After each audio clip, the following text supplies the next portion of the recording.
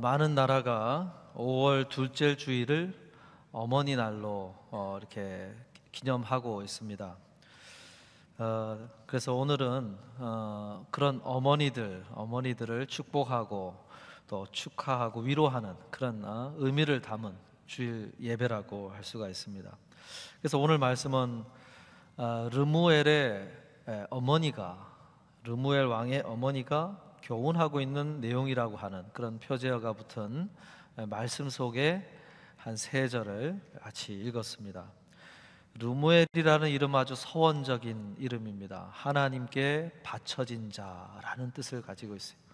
그 어머니가 서원하며 기도함으로 얻은 아들이라고 하는 것을 우리가 여기서 추측해 볼 수가 있어요. 어떤 학자들은 그가 누구일까? 솔로몬이 아닐까? 솔로몬의 다른 이름으로 이렇게 부른 것이 아닐까? 이렇게 추정을 합니다만은 확실하게 알려진 바는 없습니다. 만일에 솔로몬에 대한 말씀이었다고 한다면은 밧세바가 남긴 글이라고도 볼 수가 있겠지요. 이 어머니가 그 역대 왕들을 앞서서 살아간 왕들을 돌아보면서 그들이 어떻게 유혹을 받아 잘못된 길로 갔는가를 묵상하면서 자신의 아들만은 그런 뒤를 따라가지 않기를 바라는 마음으로 당부의 그런 부탁을 하고 있는 그런 교훈의 말씀이라고 할 수 있어요. 그런 말씀 속에 어떤 주제를 담았을까? 가장 먼저 어떤 것을 언급하는가를 보면 31장의 그 앞부분에 보면은 하지 말아야 될 것이 있다 하면서 가장 먼저 언급한 주제가 술과 여인들에 대한 이야기를 합니다. 술, 여인. 근데 이 주제를 하지 말아야 될 것을 먼저 이야기하겠다 하면서 그 이야기를 시작을 해요. 여러분, 꼭 너가 했으면 좋겠다라고 하는 것을 이야기를 먼저 할 수도 있을 터인데 너가 이것만은 하지 않았으면 좋겠다라고 먼저 이야기를 꺼냈다는 거예요. 우리는 세상에 교훈을 하는 첫 대상으로 어머니를 만나게 됩니다.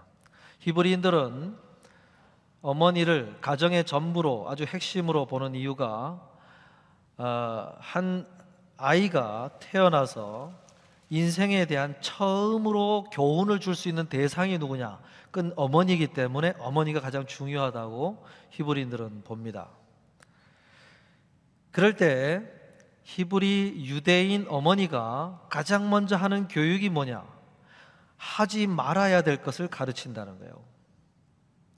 왜 그럴까요? 판단 능력이 없는 아이의 안전을 위해서는 너가 무엇을 하고 싶은지를 그것을 들여다보면서 그것을 가이드해 주기보다는 무엇을 해서는 안 되는가를 가르쳐야 그가 살아남을 수가 있다는 거예요. 아이가 나 저거 만지고 싶어. 그래? 만져봐. 칼을 만지고 싶다고 했을 때 칼을 쥐어주면 어떻게 되겠습니까? 불장난을 하고 싶다고 해서 불을 만지고 싶다고 하면 어떻게 되겠어요? 하고 싶은 게 문제가 아니라 삶이 끊어지게 되는 것이죠. 그래서 히브리인들은 아이일 때 무엇을 하지 말아야 되는지를 가르치는 게 교육의 기초라고 봅니다. 오늘도 우리가 삶의 기초를 얻는 부분은 마찬가지라고 할 수 있어요. 내가 무엇을 하지 말아야 될 것인가가 먼저 확실하게 마음판의 삶의 우선순위로 가치관으로 자리한 사람이 삶의 걸음을 온전하게 걸어갈 수가 있다는 것이에요. 그래서 이 르무엘 왕의 어머니가 너가 하지 말아야 될 것이 있다라는 것을 다시 한번 강조를 하고 있는 거예요. 역대 왕들을 보면은 술을 마시다가 하나님의 법을 잊어버리게 되었기 때문에 너는 술을 가까이 하지 말아라. 역대 왕들을 보니까 여인들을 가까이 하다가 하나님의 법을 잊어버리고 어기고 떠나더라. 너는 여인들을 가까이 하지 말라라고 이야기를 합니다. 오늘 우리가 성경을 묵상할 때도 마찬가지라고 할 수 있어요. 우리가 신앙을 갖게 되면 마치 우리의 영적인 자아가 새로 태어난 아기와 같다고 성경은 가르쳐요. 그 아기와 같은 새로 태어난 자아가 가장 먼저 배워야 될 것이 무엇이냐? 내가 무엇을 하지 말아야 될 것인가를 먼저 성경을 통해 습득을 해야 된다고 할 수가 있어요. 많은 것들이 어떻게 보면은 이 땅에 태어난 시민이라고 하면은 누릴 수 있는 것, 당연히 할 수 있는 것들이 참 많다고 가르쳐요, 세상이. 그렇지요. 문화적인 활동도 얼마든지 할 수 있고, 또 주어진 시간을 어떻게 활용할 것인가, 우리가 할 것이 많아요. 선택할 것도 많고 당연히 할 것들이 많아요. 그리고 이웃의 사람들이 누구나 자유롭게 누리고 있는 것들이 많지요. 그러나 우리 안에 태어난 자아로서 우리는 당연히 허락되어진 자유로운 권한이지만 그 속에서도 무엇을 하지 말아야 될 것인가를 고민할 필요가 있다는 거예요. 지금 르무엘 왕이 말한 술과 여인들은 그 당시 왕이라고 하면은 당연히 할 수 있는 거예요. 왕이라면은 가지고 있는 얼마든지 어떤 연회를 열 수가 있어요. 신하들을 축하하기 위해서 연회를 열 수도 있고, 그리고 다른 국가와 외교 관계를 맺기 위해 가서 찾아온 대사들 사절단을 또 대접하기 위한 연회도 많고, 이런저런 항목으로 연회가 많아요. 그 연회에 빠질 수 없는 게 술이에요. 그러니 왕으로서 얼마든지 이 술을 가까이 할 수 있는 거예요. 그것은 왕에게 허락된 것입니다. 여인들도 마찬가지예요. 왕으로서의 가장 중요한 사명은 대가 끊어지지 않게 하는 것입니다. 이 당시에는 워낙 질병이 많고 전쟁이 많다 보니까 왕으로서 변변한 후계자가 준비되어 있지 않으면 나라가 불안정한 거예요.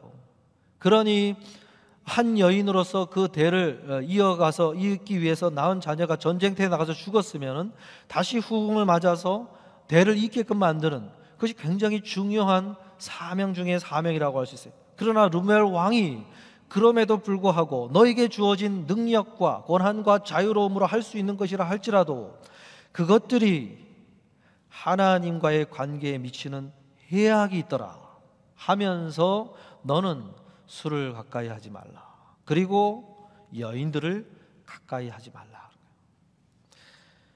여러분, 이것은 어떻게 보면은 이 르무엘 왕의 어머니가 서원의 차원에서 교훈을 한 것입니다.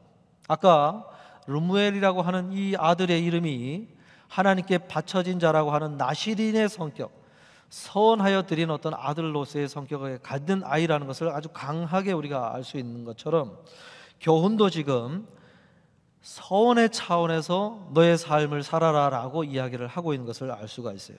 서원이라고 하는 것은 하나님이 시켜서 하는 게 아니고 스스로 하나님 앞에 시킨 것이 아님에도 불구하고 스스로 자신이 그렇게 하겠다고 하나님 앞에 고백을 하고 약속을 드리고 거기에 맞춰서 삶을 살아가는 것이 서원입니다. 마찬가지로 너는 너에게 허락된 자유임에도 불구하고 그것이 하나님과의 관계에 찾아오는 해악이 있음을 알고 그 자유를 사용하지 말아라 라고 이야기를 하는 거예요. 사도 바울도 그런 이야기를 하죠. 고린도전서 9장 19절에 내가 모든 사람에게서 자유로우나 스스로 모든 사람에게 종이 된 것은 더 많은 사람을 얻고자 함이라 그랬어요. 자기에게 자유로운 선택권이 있음에도 불구하고 내가 교회를 섬기며 교우들을 가르치며 그들에게 맞춰서 자신의 삶을 절제하기로 결단한 이유는 더 많은 사람을 주님께 얻게 하기 위해서 자기의 자유를 구속한다고 그랬어요. 갈라디아서 5장 13절에서도 형제들아 너희가 자유를 위하여 부르심을 입었으나 그러나 그 자유로 육체의 기회를 삼지 말고 오직 사랑으로 서로 종 노릇하라. 마찬가지 이야기를 하지요. 우리에게는 더 이상 음식이나 어떤 세상이 말하는 절기나 귤에 의해서 구속받는 사람들이 아니다.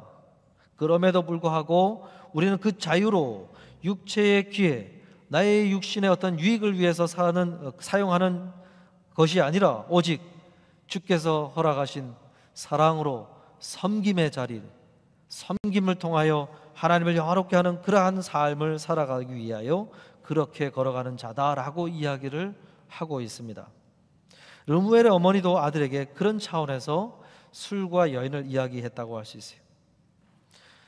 여러분, 우리가 성경을 묵상하면서 개인적으로 그 말씀을 적용을 할 때 가만히 살펴보면 누구나 할 수 있는 일들이 많음에도 불구하고 나 스스로 하나님 앞에서 이것이 할 수 있음에도 불구하고 이것을 했을 때 내가 영향을 받더라, 내가 뭔가 하나님과의 관계에서 지장이 오더라 라는 것이 발견이 된다면 그것을 서원의 차원에서 하나님, 저는 이걸 하지 않겠습니다, 제가 볼 때 이것이 저에게 더 유익한 것 같습니다 라고 하면서 그렇게 하지 않겠다고 하나님 앞에 약속을 하고 거기에 맞춰 내 삶을 맞춰가는 그러한 적용이 있어야 되는 것이 오늘 우리들에게 필요하다는 것을 이 르무엘 왕의 어머니가 가르쳐 주고 있어요. 오늘 마더스데이를 맞아서 저는 술에 대한 묵상을 하기보다는 이 여인들에 대한 묵상을 좀 하고자 합니다. 가만히 보면 참 재밌는 것이 여인을 가리킬 때는 여인들이라고 하는 복수를 사용을 하고 현숙한 여인을 가리킬 때는 한 명을 지칭하는 단수의 단어를 사용을 하고 있어요. 그러니까 여인들은 쉽게 만날 수 있는 대상이라고 하는 그러한 뉘앙스로 이 르무엘 왕의 어머니가 이야기를 하고 있고, 반대로 현숙한 여인은 단 평생에 단 한 사람, 한 번만 만날 수 있는 그런 한 사람이라는 뜻으로 이야기를 하고 있어요. 너는 여인들을 만나려고 하지 말고 현숙한 여인, 그 사람을 만나기를 고대하고 발견하거든 그만을 가까이, 평생 동안 가까이 하며 살아라라고 이야기를 했다는 거예요. 자, 여기서 우리 사랑하는 남자 성도 여러분, 지금 내 곁에 있는 아내를 한번 바라보시기를 바라요. 자, 여인들로 보이십니까? 아니면 현숙한 여인으로 보이십니까? 내 평생에 하나님이 한 번 만나게 하신 단 한 사람, 그 현숙한 여인으로 보이시는가? 여인들로 보이시는가? 여러분, 바라기는 내 평생에 단 한 번 만날 수 있는 한 사람, 현숙한 여인으로 주님이 주신 줄로 믿으시기를 바라요. 아멘이시죠? 이거 잘하셔야 돼요. 여기서 대답을 잘 못하는 순간 힘들어집니다. 단 한 사람. 우리 청년들에게는 여인들을 만나려고 하지 말고 내 평생에 허락되어진 단 한 사람, 그 현숙한 여인을 만나기를 고대하시면서 배우자가 될 대상을 물색하시기를 바라요. 오늘 10절을 가만히 보면은 현숙한 여인을 가리켜서 누가 현숙한 여인을 찾아오겠느냐, 그의 값은 진주보다 더하니라 그래요. 현숙한 여인은 그냥 만나는 게 아니라고 그랬어요. 찾아 얻는 것으로 이야기를 했어요. 구하고 얻기 위한 노력이 필요하다고 이야기를 했어요. 그리고 그 여인은 진주보다 더 가치가 있다고 이야기를 했어요. 이 진주라는 표현으로 번역을 했는데 원어는 붉은 빛깔을 나는 보석, 루비에 가까운 말입니다. 그러니까 현숙한 여인이 그런 루비와 같은 보석보다 더 가치가 있다라고 이야기를 했다는 거예요. 영어 성경 아주 재밌게 표현했어요. 현숙한이라는 말을 excellent라고 표현했어요. excellent, 탁월한 여인이다라고 표현을 했어요. 아주 뛰어난 여인이다 그랬어요. 여러분, 어떤 여인이 탁월한 여인일까? 뛰어난 여인일까? 황지우 시인이라는 분은요, 아내를 가리켜서 이제는 세월이라도 불러도 될 기간을 우리는 함께 통과했다 그랬어요. 여러분, 세월을 같이 하면 탁월한 현숙한 여인일까요? 오늘 성경이 말하는 설명이 더 온전한 설명이라고 생각이 됩니다. 30절에 보면은 어떤 여인이 현숙한 여인인지를 한마디로 정리를 합니다. 고운 것도 거짓되고 아름다운 것도 헛되나 오직 여호와를 경외하는 여자는 칭찬을 받을 것이라. 이 르무엘 왕이 현숙한 여인을 쫙 설명하다 요약적으로 누가 현숙한 여인인가? 바로 여호와를 경외하는 여자, 그가 현숙한 여인이다 라고 정리를 하고 있어요. 그러면서 많은 사람들이 뛰어난 여인, 엑설런트한 여인은 고운 것에서 찾으려고 하고 아름다운 것에서 찾으려고 한다고 그래요.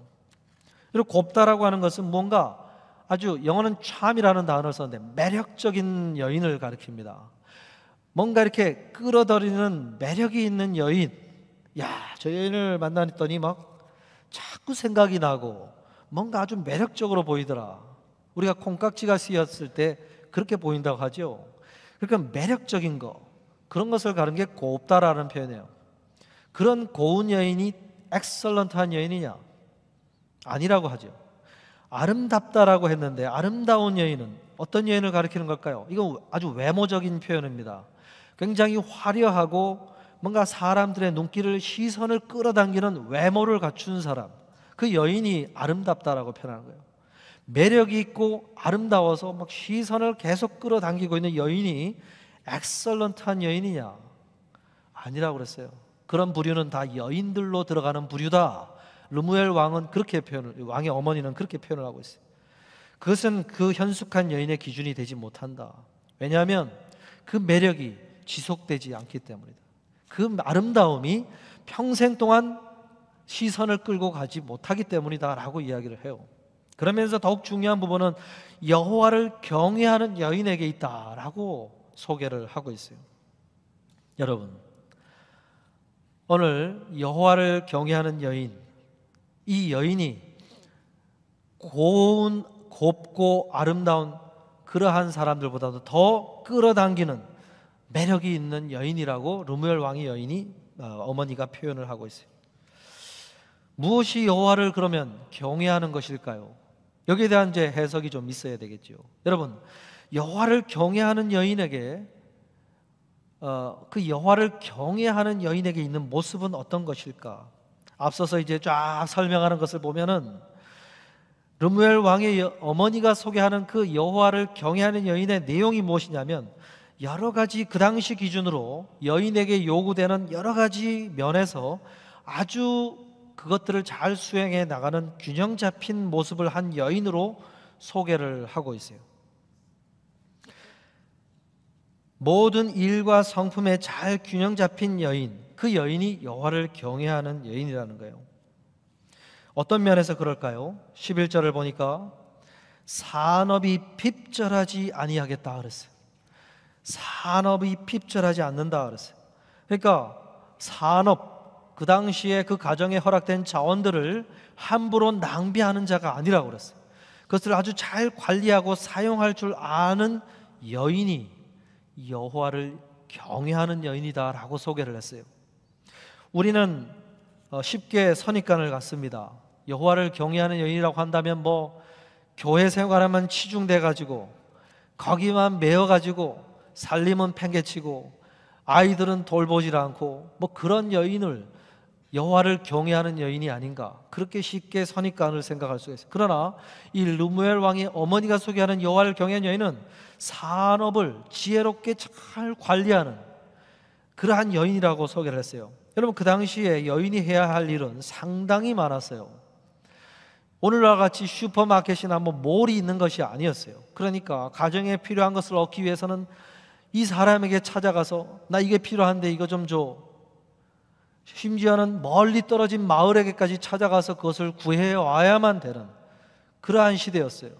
그러니까 여인이 살림에 필요한 것들을 얻기 위해서, 또 그것을 팔아서 뭔가 마련하기 위해서는 정말로 새벽부터 부지런하게 걸어서 이 마을 저 마을 사람들에게 필요를 알아가지고 그것을 구해와야만 필요한 것들을 제때 공급해 줄 수 있는 역할을 할 수가 있었어요.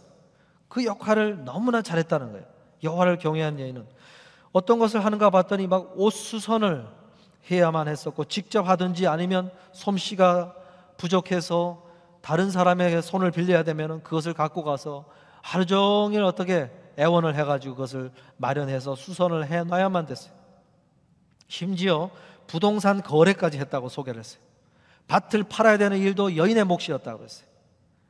그러니 그런 밭을 팔아서 하기 위해서 흥정을 하고 계약을 맺고 꼼꼼하게 그런 것을 살피고 하는 일을 다 처리하는 거예요. 얼마나 육체적으로 힘듭니까? 그런데 그런 것을 잘 감당하는 여인, 지혜롭게 잘 처리한 여인이 여호와를 경외하는 여인으로 소개를 하고 있다는 거예요. 그러니 남편이 마음으로부터 그를 믿는다고 그랬어요. 신뢰한다고 그랬어요. 여호와를 경외하는 여인을 아내로 맞이하는 남편은 그 아내를 신뢰한다고 그랬어요. 왜요? 너무나 그걸 잘하니까, 지혜롭게 하니까, 자기보다 더 잘하니까 그것을 맡기고 신뢰한다고 그랬어요. 그런데 한 가지 더, 여호와를 경외한 여인으로 소개할 때 여러분, 일만 잘하면 그럼 되느냐? 그게 아니라 12절에 보니까 그런 자는 살아있는 동안에 그의 남편에게 선을 행하고 악을 행하지 아니하느니라 그랬어요. 남편에게 선을 행하는 여인이다 그랬어요. 여기서 말하는 선과 악은 그냥 일반적인 도덕적인 선한 악을 얘기하는 게 아니에요. 남편을 향한 선을 말하고 있는 거예요. 무슨 얘기냐? 이 여인이 모든 자원을 처리를 할 때 자기의 유익을 위해서 하는 게 아니라, 자신의 커리어를 위해서 하는 게 아니라 남편과의 관계에서 선한 것이 무엇인가를 고민하며 그것을 처리한다는 얘기고, 가정에 유익이 되는가를 고민하며 그 일들을 처리를 한다는 거예요. 여러분, 최초의 가정, 아담과 하와를 봤을 때 하와가 아주 중대한 실수를 할 때, 어떤 결정을 할 때 어떤 것을 중심으로 처리를 했는가 보면 아주 자기 중심적인 기준으로 일을 처리한 것을 알 수가 있어요. 뱀과의 대화를 나누면서 선악과의 열매를 먹을 것이냐 말 것이냐, 그것을 결정할 때는 자기 자신 중심으로 했어요. 저게 나에게 더 지혜로움을 가져다 줄 수 있겠는가, 나를 더 정말 내가 먹었을 때 아주 나를 좋게 만들 수 있는 것인가 하는 그런 기준으로, 아름답게 만들 수 있는 것인가, 그런 기준으로 선악과를 열매를 먹을 것인가 말 것인가를 고민했다고 소개를 하고, 결국 그것을 먹었고, 나중에 자기만 그것을 범죄를 저지르면 안 되니까 공범으로 만들기 위해서 남편에게 그 과일을 줬다고 소개를 하고 있어요. 그러니까 뭡니까? 자기 중심적인 일을 처리를 해야 돼요. 남편에게도 악을 행한 것이지요. 그런데 여기서 말하는 르무엘 왕의 어머니가 소개하는 여인은 그런 것이 아니라, 자기가 이 일을 했을 때 남편에게 해를 끼치지 않을까, 자기 가정에 뭔가 문제가 생기지 않을까, 그런 것을 고민하면서 일들을 처리를 하는 여인이다 라고 이야기를 하고 있는 거예요. 그러니 남편이 아내를 신뢰하지 않을 수 있을까요? 그런 여인을 둔 남편은 아내를 신뢰한다 그랬어요. 마음으로부터 신뢰한다 그랬어요. 여러분, 남편이 아내를 신뢰할 때 나타나는 현상이 무엇이냐? 뭔가를 결정할 때 아내의 의견을 묻게 되는 거예요. 그래, 아내에게 한번 물어볼까? 한번서 운을 떼는 거죠. 나 이거 하려고 하는데 어떻게 생각해? 하고 아내의 반응을 보면서 한번 해도 되겠구나, 좀 한번 생각을 해봐야 되겠는데 하고 아내에게 의견을 물어본다는 거죠. 이스라엘 그 사사시대 때 그런 여인이 있었어요. 드보라라고 하는 여인이 있었습니다. 이사갈 지파의 후손이자 랍비돗의 아내라고 소개되는 그 여인 드보라가 참 그 남편의 신뢰를 한 몸에 받고 있는 여인이었어요. 그런 여인이 남편의 그 신뢰를 받던 여인을 하나님께서 그를 들어 사용을 하세요. 그래서 네 번째 사사로 그를 들어 사사로 임명을 하고, 그러니까 남편만 의견을 묻는 것이 아니라 이제 많은 이스라엘 백성들이 그 여인에게 나와 크고 작은 대소사를 묻기 시작을 했어요. 그래서 남편만 신뢰하는 여인이 아니라 온 이스라엘 백성이 신뢰하는 현숙한 여인의 모델로 하나님께서 들어 사용하신 적이 있어요. 사랑하는 성도 여러분, 오늘 이 말씀을 나누면서 오늘 우리 어머니들에게는 어떤 여인이 현숙한 여인인가에 대한 상을 다시 한번 생각해 보시기를 바라고, 하나님을 경외한다는 것이 무엇일까? 그것은 하나님을 경외함으로 어떤 나의 신앙적인 자세, 집안의 일들을 바라보는 자세, 태도, 이런 것에 영향을 받게 되어 있다는 사실을 기억하시고, 지혜롭게 살림을 가꾸며 돌아보며 아이들을 양육하며 또 일들을 해가시는 그러한 모습이 있어서 오늘 성경이 소개하는 현숙한 여인으로 서실 수 있기를 바랍니다. 그러면 남편들이 신뢰하기 시작할 거예요. 신뢰하며 의견을 묻고 그렇게 존경하는 마음이 우리 남편들이 갖게 될 것입니다. 우리 남편들에게는 어떤 말씀을 드리고 싶으냐면, 말씀을 마치면서 이 말씀을 드리면서 마무리하고 싶은데, 그럼 보아스와 룻이 가정을 이룰 때 성경이 어떻게 소개하는지를 지켜보면, 보아스가 이 룻을 바라보는 눈이, 시선이 바뀌는 것을 성경이 소개를 합니다. 처음에는 보아스가 이 룻을 보았을 때 소녀라고 불렀어요. 소녀라는 뜻은 그저 자기의 밭에 먹거리를 구하기 위해서 이삭을 주기에 나온 많은 여인들 중에 한 사람, 그냥 그런 정도로만 봤어요. 모압에서 더구나 그는 모압 사람이지 않습니까? 나오미라는 그 여인이 남편과 아들을 데리고 가뭄이 임한 것을 피하고자 모압 땅에 가서 살면서 며느리를 얻은 그 며느리 중에 한 여인이었어요. 그 여인이 남편들이 다 죽고 다시 베들레헴 땅으로 돌아와서 그렇게 살고 있는 그런 소문만 듣고 그냥 소녀라고 불렀어요. 그런데 점점 그를 보면서 내 딸아라고, 내 딸이라는 호칭으로 바꿔서 부르게 됩니다. 내 딸이라고 하는 이 호칭은 유대 지파의 일원으로 바라보는 가족 차원에서 인정하는 그런 호칭이었어요. 내 딸아, 내가 유다 지파의 사람으로 너를 인정한다. 그런데 나중에 결혼을 막 하는 즈음에는 뭐라고 부르냐면은 현숙한 여인으로 그를 소개를 합니다. 현숙한 여인.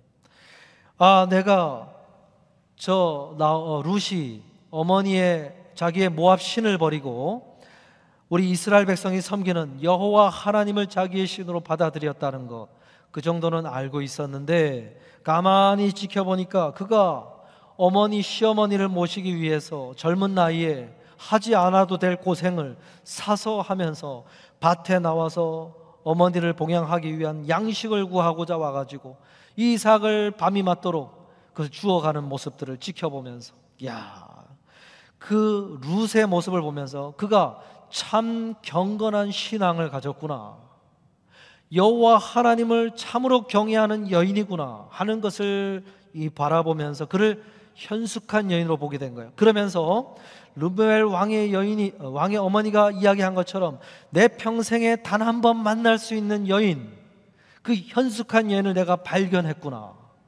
하면서 그와 가정을 이루기 위해서 그가 뛰어다니기 시작해요. 사실은 그 룻의 인생을 케어하기 위한 의무를 가진 자가 보아스가 아니라 앞서서 그 권리를 가진 사람이 있었어요.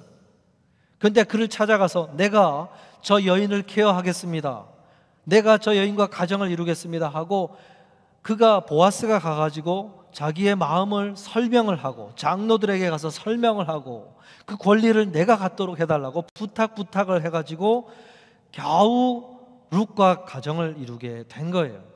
여러분, 우리 사랑하는 우리 남편 성도 여러분, 룻을, 현숙한 여인은 누가 만나게 되냐면은 그 현숙한 여인을 현숙한 여인으로 볼 수 있는 눈을 가진 자가 그 여인을 만나게 되는 거예요.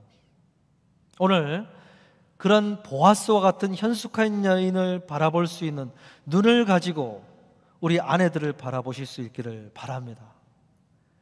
아멘이시죠? 큰일 났네 지금.